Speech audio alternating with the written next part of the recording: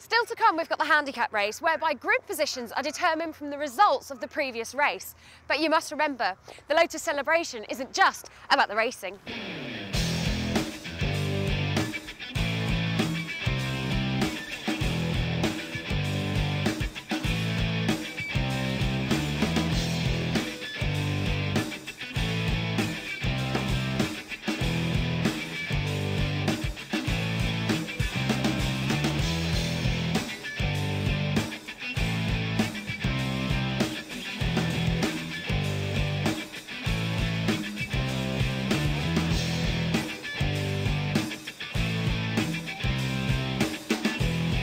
So it's obviously a very exciting day here at Brands with the Lotus celebration. How has your involvement come about?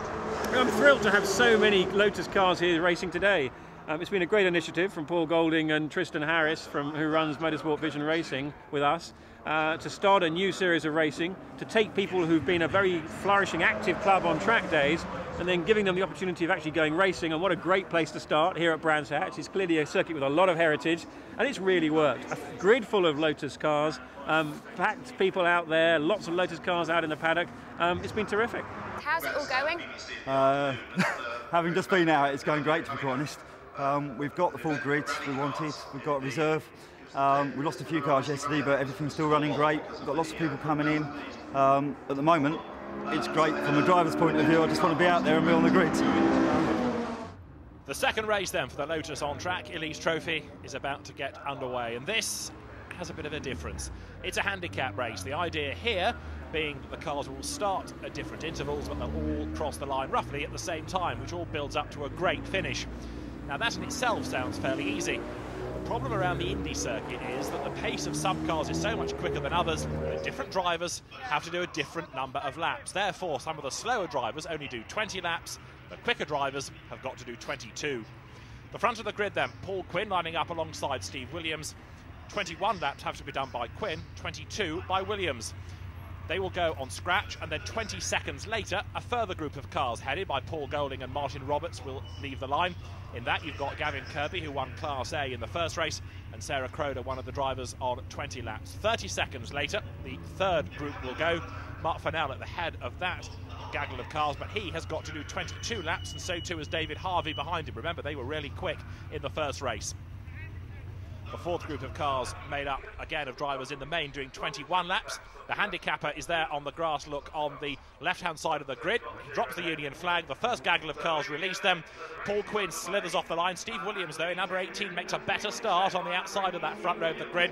Steve Williams having to do 22 laps, remember, to the 20 of other drivers, 21 of other drivers again. So it really is a race to keep the timekeepers on their toes, this, as Steve Williams now has got to push on and try and build up a big gap over the rest of them. The 22nd gaggle of cars released, except one doesn't go very far. One on the grass, that's Gavin Kirby, who almost takes the handicapper with him. And then a spin. Hans Baumart it is, who charges into the barrier. And that, I fear, is the end of his race already. The cars then dive into paddock, turning their way through on a now rather slippery lap. It must be said that the conditions have rather turned against the drivers here at Brands. The light is fading, the track is getting slippery. They climb their way now up towards Druids. The next gaggle of cars released on the 30-second mark. 15 seconds later, the final group of cars is going to be released from the line. So, everybody now in racing conditions, that yellow flag being waved to warn them of Hans Baumart's car still parked up against the barrier. So, on track, it's number 18, Steve Williams, who leads. But effectively, he has got to do an extra 2 laps compared to, amongst others, for example, Sarah Croder and the other drivers that have got to do only 20. So, Steve Williams turning his way through paddock. He leads on the road. Of course, it's the lap chart really that needs studying now to see what progress he can make up through the order. Number 27 there, powering his way across the line, Jez Breaker, who was spectacular in the scratch race earlier on.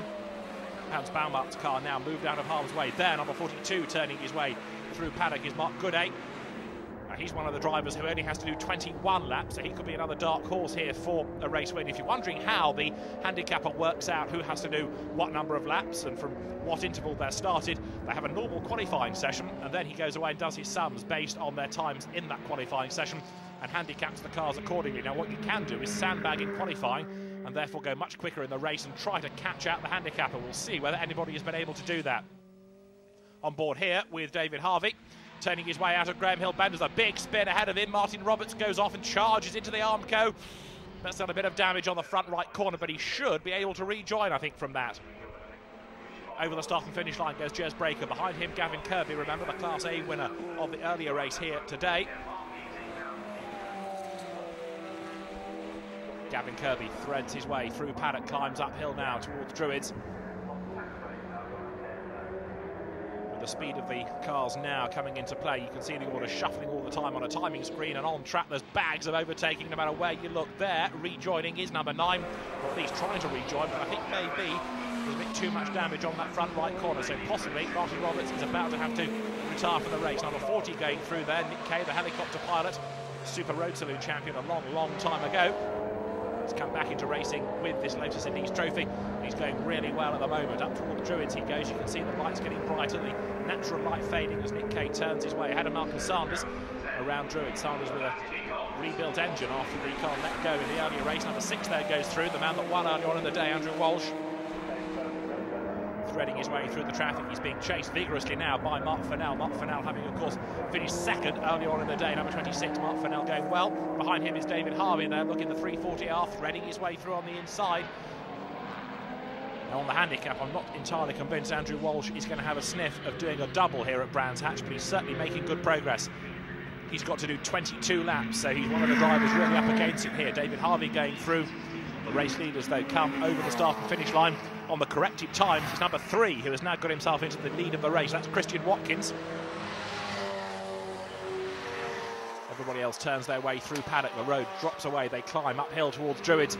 But Watkins, having gone, looking at his lap times in this race so far, a good bit quicker than in qualifying. And I think he's rather full the handicapper here.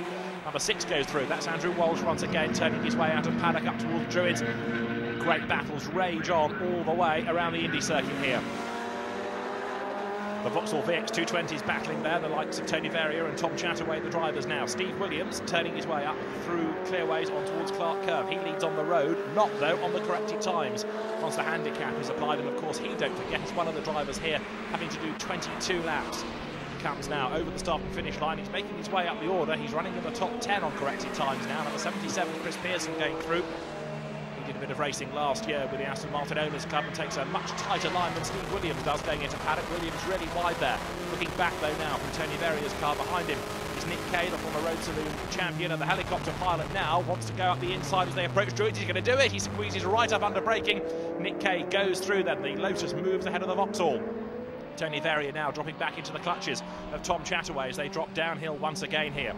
Nick Kay making good progress now. He's one of the drivers having to do 21 laps. He's powering his way along Cooper Straight, and is he going to be able to get a good result out of this race? Christian Watkins continuing to lead then on the corrected times once the handicap is brought into play.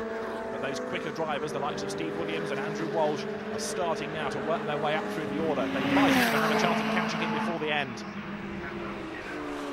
Over the start and finish line come Chataway and Verrier still running together. Tony Verrier just keeping Chataway at bay. The two Vauxhall VX220s running nose to tail there. Through paddock they go now, dropping downhill up towards Druids. They will climb in a moment. You're on board here with David Harvey. Now he's another 22-lap driver with the 340R. He's making good progress as well. He's got himself into the top 15, and there are still plenty more cars for him to squirm away past now as he comes over the start and finish line.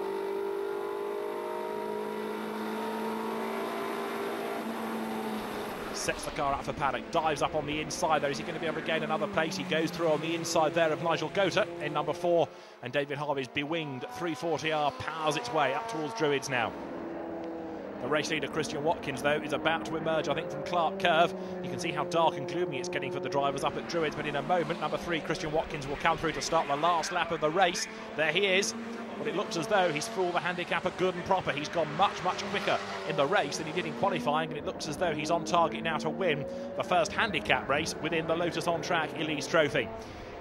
One car there putting a wheel onto the grass. As look at this, 5, 6, 7 of them come pouring over the line together. This is one of the beauties of handicap racing like this. As the race wears on, so the cars get closer together on the track, and that's just seen Mark Fennell go ahead of Steve Williams. That's a change then now for 3rd place. In 2nd is Paul Quinn. Now Paul's another experienced driver, having experience of the ARP and Toyota Formula 3 championships of years past. But there, the checkered flag falls for Christian Watkins then to win the first handicap race in the Lotus On Track Elise Trophy. Second is going to be Paul Quinn, and then for third it's going to be Mark Fennell, just I reckon ahead of Steve Williams. Fourth and fifth, Williams, and then Andrew Walsh. Tony Verrier is set for sixth in the Vauxhall. Still they come pouring over the line, and even as they cross the line there's a change or two in the order. Such is the way that handicap races are worked out. Over the line then goes, amongst others, Chris Pearson, number 77. He's going to take 9th place out of this race. We'll give you a full rundown of the classification in a moment. But suffice to say that Christian Watkins has really sold the handicapper a dummy. He's gone much quicker in the race than in qualifying, and he wins from Paul Quinn.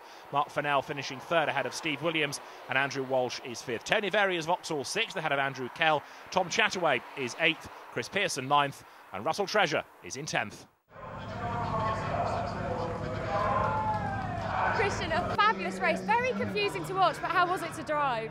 Fantastic. I started off in the first group, so I had quite a clear track in front of me. But to be honest, until they waved the checkered flag, I had no idea where I was because of the handicap rules. It's quite confusing, but it gives you a nice twist on the actual race. I think so. I think it's good that, you know, you don't necessarily have to have the fastest car. It's the most consistent lap times that, well, basically, well, you can win. Anyone can win, and I think that's the great thing about the series. It's, you know, the first round of it this year, and, well, I couldn't be happier. Well, that's the very first race day ever for the Lotus On Track Elise Trophy, and what a day it's been. We'll be back at Snetterton, the race day on the 22nd of April, and let's hope it's a little bit warmer.